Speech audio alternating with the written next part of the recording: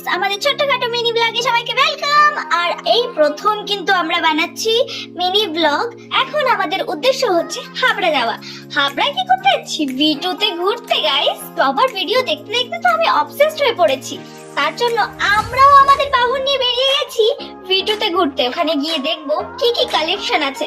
শুধুই দেখবো গাইস, শুধুই দেখবো, কিনবো আর না। তার জন্য টাকা পয়সা লাগে। বক বক করতে করতে পৌঁছে গেছে ভিটুতে।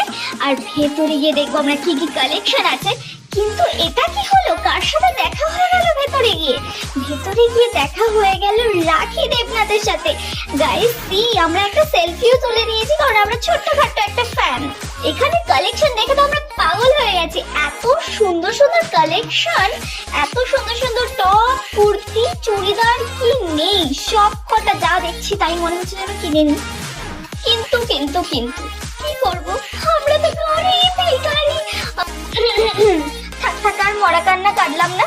এখানে কালেকশন গুলো তোমরাও দেখে নাও গাইস। এত সুন্দর সুন্দর চুড়িদার, চোখ যদি না হারিয়ে গেছে তবে বলো। কিছু কিনবো না করে অবশ্য আমি দুটো ড্রেস কিনেই ফেলেছি। এই যে আমাদের শপিং কমপ্লিট। কিন্তু গাইস, এই যে দুই ব্যাগ দেখছেন, কিছুই আমরা কিনিনি।